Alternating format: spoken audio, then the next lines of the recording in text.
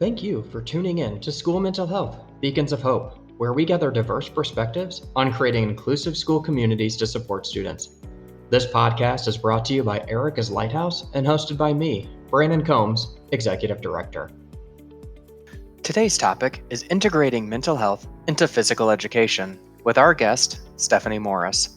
Stephanie serves as the Chief Executive Officer at Shape America, the nation's largest membership organization of health and physical education professionals. She holds her MBA from Robert H. Smith School of Business at the University of Maryland. Stephanie volunteers as a Girls on the Run coach for Discovery Elementary School in Arlington, Virginia. Stephanie, thank you so much for joining me today. I appreciate the opportunity to chat. It's great to be here, Brandon. Thank you so much for having me. Absolutely. So one of the things that we love to do here at this podcast is really have opportunities to get diverse perspectives when we're talking about mental health. And I know in our private conversations, you've had some really interesting and phenomenal insight into really kind of the health and physical educators world and kind of role in this space. But before we get started, I wanted to take a quick minute and ask, what is your favorite fruit? Oh, well, I'm a big believer in eating seasonally. So right now, mid-February, not a lot out there, but I've really been into clementines. Like, they keep me going throughout the day. Absolutely. I am guilty of not eating seasonally, and I love myself some pineapple. So keep me at the tropics, and I would be perfectly happy on a beach. So, I think that's So with that, I know you are the CEO of Shape America. Can you give us a quick overview of your organization and what you do? Yeah, thanks for asking. So I have been with the organization a little over 3 years, and we are the Society for Health and Physical Educators. We represent and are the voice for well over 200,000 teachers of physical education and health education in the K through 12 space. We also have membership in our teacher preparation programs for both health education and physical education, and we hold the standards for the National K through 12 physical education, as well as the National Health Education Standards. And together, these standards really serve as the fundamental base for a quality PE or health program in a school.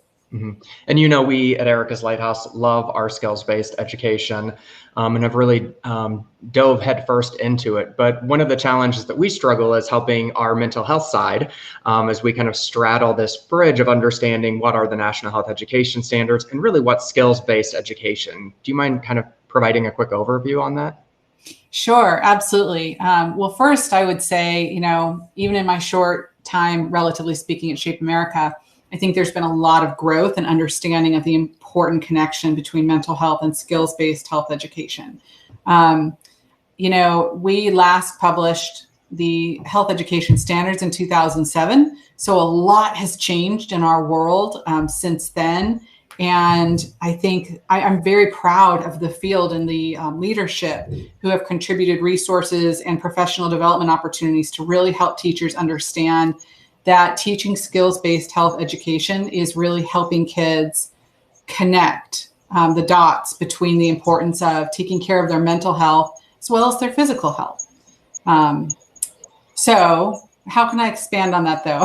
No, and I think that's great. I think for us, one of the things that we loved about it, and Alana, who is our director of education, came really from the health education space. And so she infused a lot of this new understanding for us. But for me, getting to the point where teaching a skill of like help seeking is not just telling a student where they can go, it's understanding this is a lifelong skill. And I think particularly when we're talking about that mental health piece, it's so pivotal, and that you can have a mental health crisis at any moment in your life. And you need to remember and know kind of what those skills are to get that help and seek support. So. Yeah. And I would also add this, when I first started, I made a point to visit classrooms in the physical education space and health education space to educate myself, because I don't come from that background of content expertise. And what I was so struck by was today's health education class and what's happening in those classes is so profound and impactful. I mean, I encourage anyone listening, if you haven't had the chance to participate in a health education class in a while, just sit in the back of the classroom and listen. Make a point to do it. Reach out and find a really great health education teacher out there and say, can I come visit? Because it just all connects. The skills these kids are learning, the trust they have with their teacher in being able to talk about developing these skills and the importance of them, and practicing these skills really, as you said, sets them up on a lifetime, sets them up to a lifetime of success on so many levels. Being advocates for themselves, understanding the importance of empathy, expressions of kindness, communication skills. I sat in these classes and I thought, wow, this is what so many of us adults need today. It's just so great that these kids are having these experiences and learning from all of this.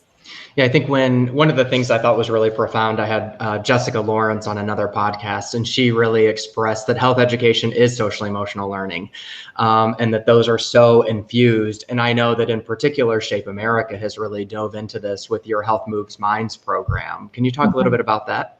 I would love to. It's my favorite thing to talk about. Yes, we are really proud of this flagship program. We just launched it 2 years ago. And, as many people know, we used to run a program called Jump Rope for Heart. And it was great in its day. It got kids excited to move and raise money for a great cause. And they would all get together and jump rope in a gym. And that was great. Many good things about that. But right at the time I came on board at Shape America, the conversation within our leadership community of health and physical education was really about, we're so much more than jump rope. We're so much more, and we need to help administrators connect more of what we're doing to a child's whole well-being and the whole education of the child. And we need to connect with school culture, and we really need to be more. And so it was the perfect opportunity to take a break and reimagine what our flagship service learning program could look like. And Health.Moves.Minds came to be. And it really is a program that can be implemented from kindergarten, really even pre-K, through 12th grade. It infuses physical education lessons with concepts around empathy, kindness, and empowerment, as well as, and it's very rooted in concepts of advancing equity, diversity, and inclusion as well. It is teaching kids that taking care of their mind as well as their body will help them live their healthiest life, and helping them connect what they're doing physically to mental health. It's helping teachers teach these subjects and talk about them in ways that are accessible and approachable, because we know that a lot of teachers have struggled with teaching these kinds of concepts for all sorts of good reasons. We haven't offered a lot of professional development around it in the past. And what I would also say is, for the first time, it really connects the importance of skills-based health education with physical education. So many of our teachers teach both, right? That's the way that it works structurally in so many schools and districts. But so many of our teachers, because of the way teacher preparation programs are designed, are usually grounded more in one or the other subject. And so to provide lesson plans that help teachers teaching both connect them, regardless of whether they're in a physical education class or in a health education class, I think is really beneficial and really powerful. And we are hearing from administrators and teachers that schools that are doing Health.Moves.Minds are seeing a true change in culture across the school on so many levels, especially in particular with mental health, the mental health of students who are self-advocating. I need help. I'd like to talk to somebody. I've been feeling this way for a long time, but I didn't know who to turn to. My family doesn't know. I have no one I can talk to. That is huge. And so I could not be prouder of that aspect of this program and the opportunity our Health.Moves.Minds teachers have to really be that connection, that resource for our kids. Yeah, and I think so much of that culture change, I mean, you're speaking our language for sure, Stephanie, and kind of what we talk about is just encouraging, promoting, and offering opportunities for that cross multidisciplinary collaboration within schools, whether it's with administrators and health educators, school counselors and health educators.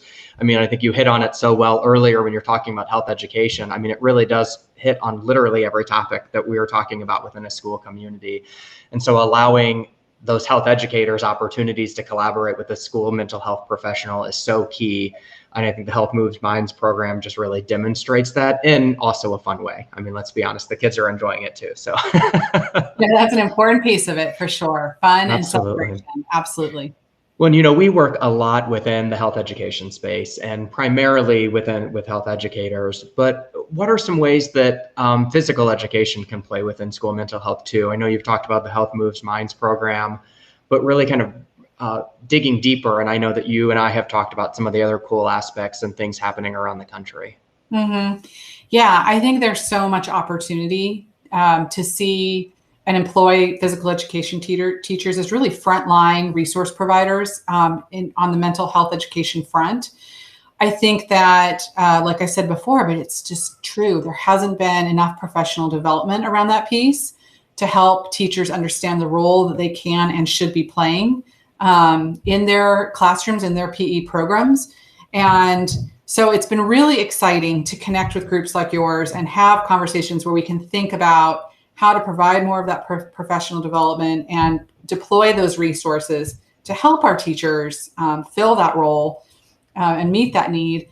And I've also had the opportunity to be involved at more local levels in the past year. In particular, I'm part of a grant-funded project in Milwaukee, Wisconsin, where there is a group developing resources, including professional development resources, to help specifically train Milwaukee's physical education teachers to be frontline mental health providers in terms of the resources and identification, that piece. Mm-hmm.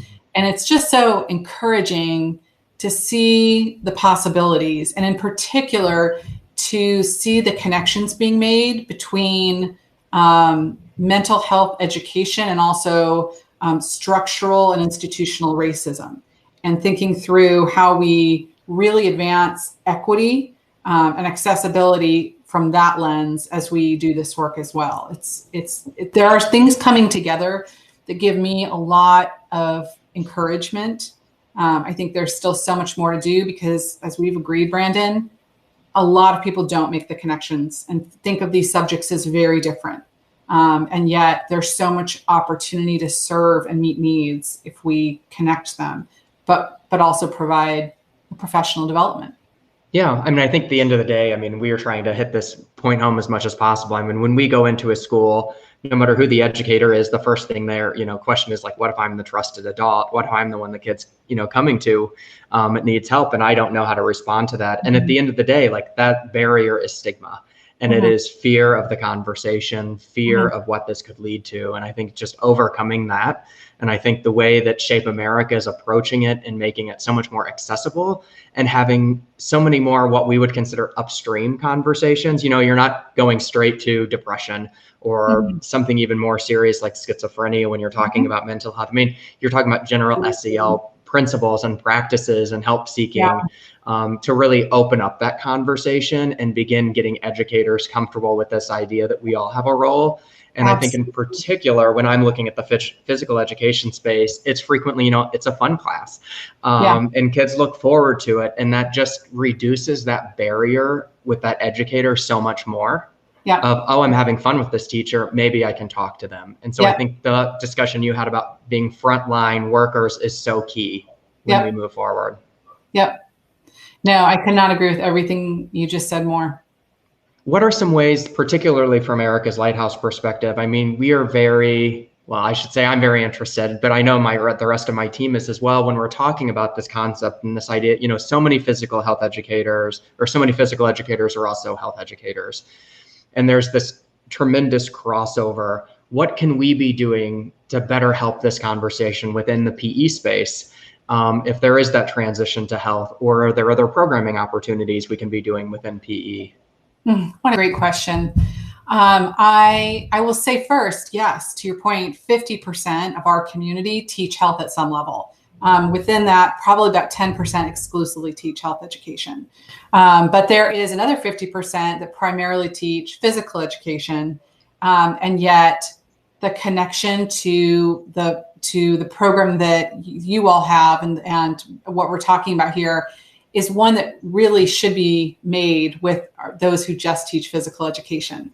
And so how do we do that? Well, I think first and foremost, I'm so grateful for the opportunity to talk on this podcast and, contribute in any way I can to making remarks and writing articles and just being out there to remind people that this is a very valid connection and one we need to continue to foster.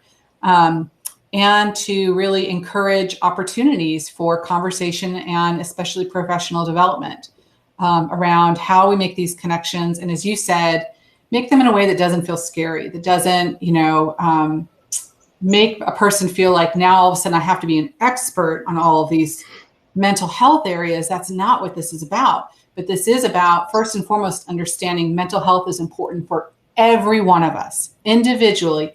Every one of us need to take care of our own mental health and be mindful of it. And there are skills that we can learn towards that end, right? But it's also about once we understand that piece, then understanding our role as educators, and especially in the physical education space, of helping teach our kids that piece and being able to identify any potential issues and connect with kids and then refer them to resources and help if that's what's needed. Yeah, I think that's a key point. We're not asking people to become mental health counselors here. We're asking people, connect to services, connect to supports. Yep, absolutely.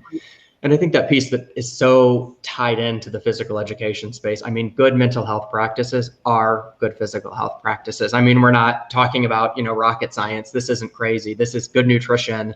This is good sleep behaviors. This is exercise and physical activity. I mean, the same things that are being taught in a PE classroom are going to be taught in a good mental health class.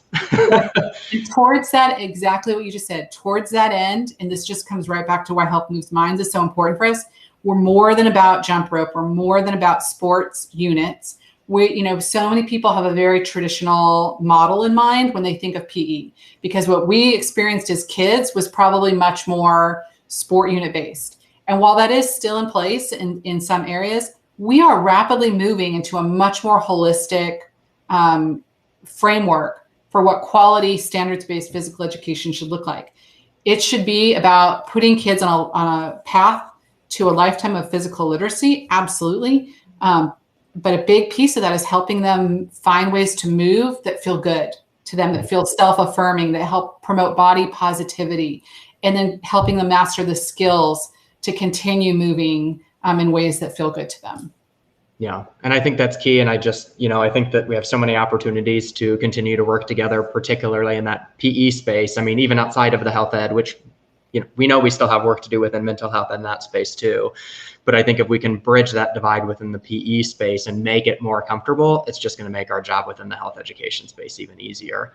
And from an Erica's Lighthouse perspective, I think we have historically been a little challenged in this area, and that our home community is so ripe with health education and dedicated health educators within kind of our home school district. So as we expanded outside of North Shore Chicago, it was becoming this reality of like, oh, well, these people, they have multiple classes and only 2 of them are health and the rest are actually PE. So, it's a tougher barrier for us to get over and kind of have those conversations. So, Well, one other piece that, of course, we do a ton of work with our mental health teams within schools. So what can our social workers, our school counselors, our administrators do to better kind of foster not only physical education, but health educators in infusing more mental health education and this kind of cross collaboration work?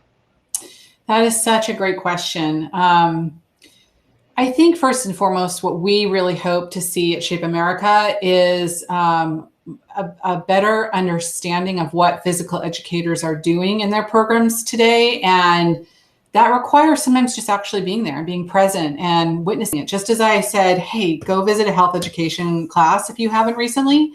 I think the same really needs to be true in our school settings for our administrators, our social workers, our counselors to visit our PE programs and connect with them. And if that's not happening, I really hope that our PE teachers are using those self-advocacy skills to invite them, come join my class, be part of this, or, do this activity with us for family fitness night or whatever it is, because I think seeing what's happening helps spark all of the ideas for ways that we can better connect and be on the same page in providing those mental health opportunities for our students across school culture. Yeah. And I think it's key for us from that standpoint of really promoting that collaboration. Like we are always telling our school counselors, you're not in a silo. You don't have to do this program alone. Partner with your health educators, partner with your PE. I mean, they can help do kind of the main thrust of the work, and you can be there to support them when mental health challenges arise or come out of the program. Yeah. And that's been a challenge for us. I think there's that sense of fear of kind of cross promoting one another into other spaces. And it's like, let's break these silos down and start this multidisciplinary approach, because we're all in it together. And if anything that the pandemic has taught us, it's that. Yeah. And I will also add, sorry, I love to talk about Health.Moves.Minds, as you know. Absolutely. I just have to share this one last example because it's related to that program. That's one of the reasons I think that this program also is so important. A perfect example of that, there was a high school teacher in Illinois who decided to do the program and pitched it at a staff meeting and said, this is what we're going to do. And I feel like my team and I have it. We're going to have a week-long event where each day is a different theme. And we're going to have an unplugged day and a kindness day and some different things. And we got it. And he said to us, what I was amazed by was the number of volunteers from the social workers who worked at my school and the counselors in particular and the school psychologists who volunteered and said, oh, we're in. What do you need? We can help you do this. And they rallied and they worked with students to put together a kickoff video that featured the students talking about the importance of mental health. And it was this huge thing that the whole school ended up getting behind, but it started with the school counselors and psychologists and social workers because they were just so, yes, thank you. This is exactly what we need. And that has just kicked off so many other opportunities to collaborate over the course of the school year that have been so profound for that school. And we are so proud of having been able to facilitate that movement that happened. Yeah. And you've shared that with me before too. And I love that story and I love that opportunity. And I just think there's so many potentials. All I can say from the end of this podcast is, Shape America is here to help you. Erica's Lighthouse is here to help you as we engage in these really, at times, challenging mental health conversations within schools and start bridging these divides so that we know we're providing the absolute best service we possibly can to our students. So, Stephanie, thank you so much for joining me today. I really appreciate the opportunity to chat, and I look forward to working with you. Thank you, Brandon. We are so proud of our partnership with Erica's Lighthouse and so excited to support you in so many different ways. So thank you for having me on. No, wonderful. Thank you. Have a great day. You too. Thank you for joining us today. Please like, share, and subscribe to this podcast. For more information about Erica's Lighthouse, please visit ericaslighthouse.org. If you have any ideas, suggestions for future topics, or are looking for more information about our programs, please contact me at brandon@ericaslighthouse.org. Have a great day.